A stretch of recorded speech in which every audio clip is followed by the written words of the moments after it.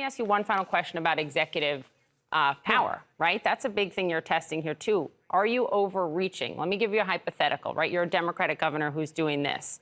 What if a Republican governor of a state declares a health emergency and unilaterally outlaws abortion in that state, where the legislature has not done so by statute?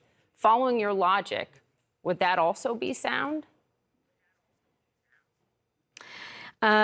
In this situation, honestly, I don't think so. But that is what's happening in this country, is that we've got extremists on this question and on reproductive rights.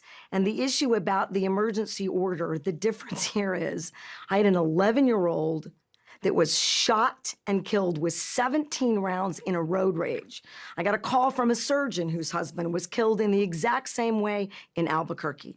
Violence is growing. Every single investment and strategy, including a bold call to action, has failed. And here, this is about protecting everyone's rights. The Republican governor is about restricting some rights. I think we're going to see these challenges across the country. But I'm going to stand up for the children, and I'm going to stand up for public safety in Albuquerque. Well, that didn't last long, as you can tell by that utterly incoherent answer. I mean, this constitutional insanity shouldn't have lasted a second.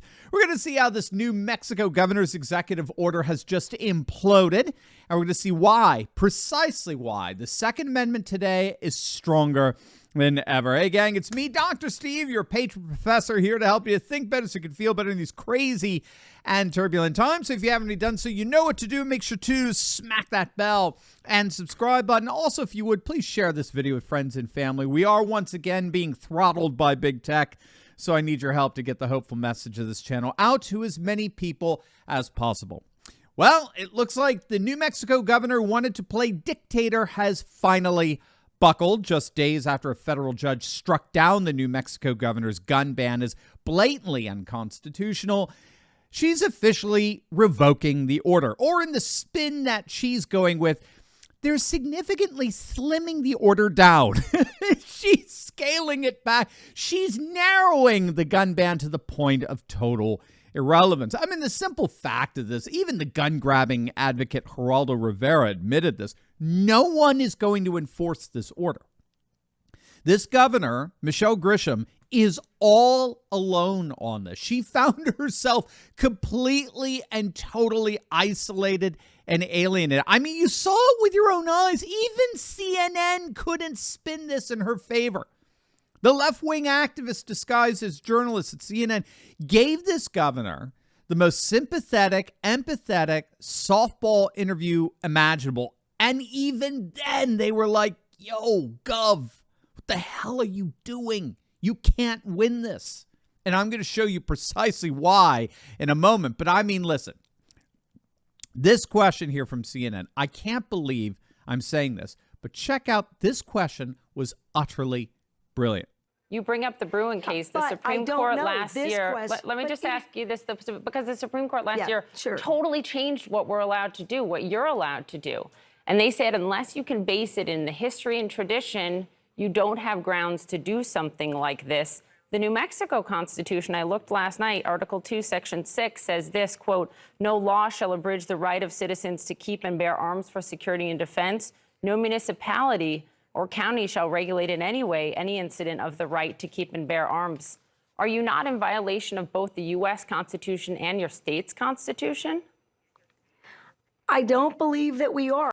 Hey, gang, many of you have been kind enough to notice that I've lost a couple of pounds of late, and it's true, I've lost over 60 pounds. That's right, I've tried everything under the sun to lose weight over the years, and nothing worked until I discovered the fantastic nutrition coaching of PhD Weight Loss. PhD Weight Loss is a 100% over-the-phone nutrition behavior coaching program that I simply could not possibly recommend enough. I was able to eat delicious meals all while reaching my weight loss goals in record time, and it was one of the easiest things I ever did. They completely take out all the guesswork behind what, when, and how much to eat. They make the process painless, simple, and as easy as possible. Dr. Ashley Lucas has helped thousands achieve their health goals over the last 15 years. And the best part about PhD is that once you hit your goal weight, your maintenance support is free. So when you need that help readjusting, if you start to gain any of that pesky weight back, there's nothing to worry about. They got your back. Make sure to click on that link below right now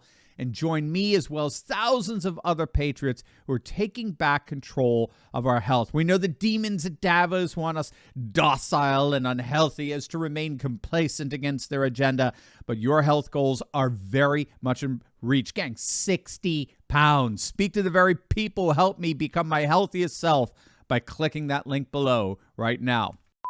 Now, I've got to admit to you here that I had to do a double take.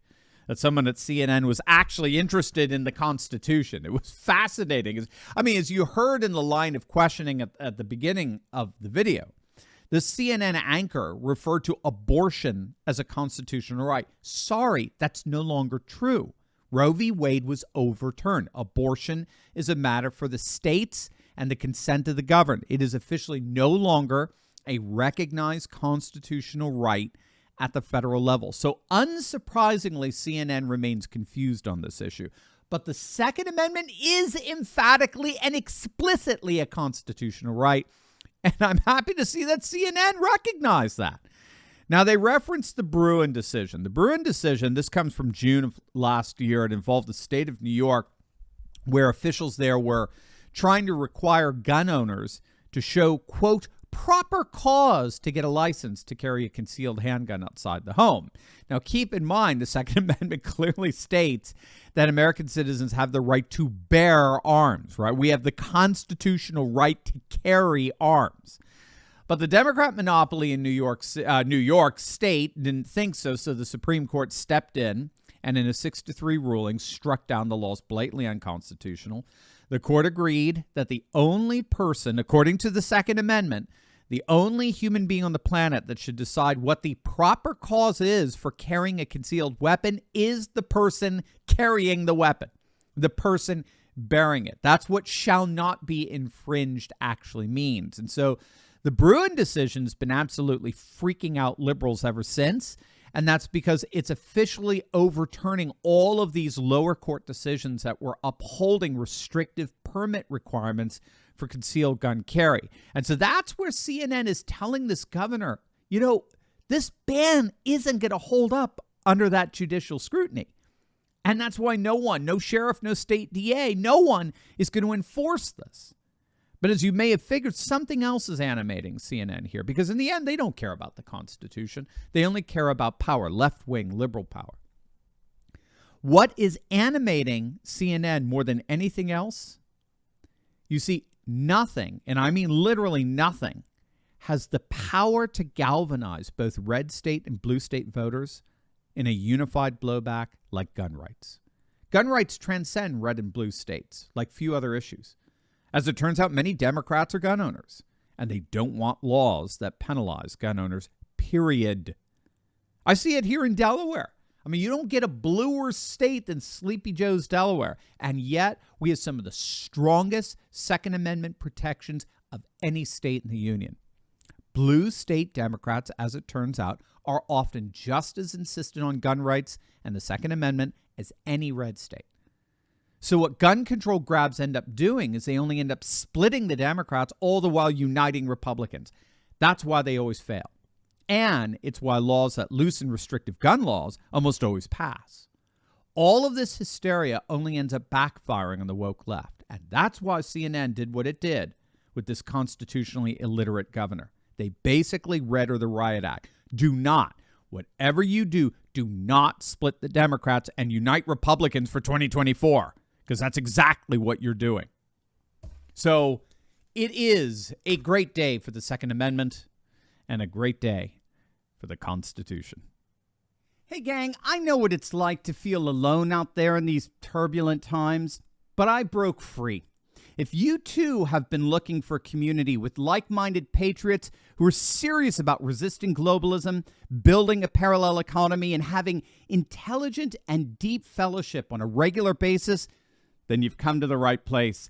In my Courageous Patriot Insiders community, we're building a close-knit movement of, by, and for patriots who are breaking free from the outrage and despair cycles of the mainstream media and taking on the fight against globalism. Every week, I deep dive into the content I can't share on big tech and give you the cliff notes on the truth of how patriots just like you are building up their communities, starting patriot businesses, and fighting the woke in both public and private.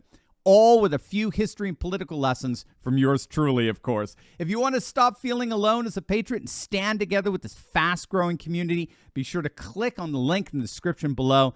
Don't wait. Join me and my Patriot Coalition today, and let's get fighting.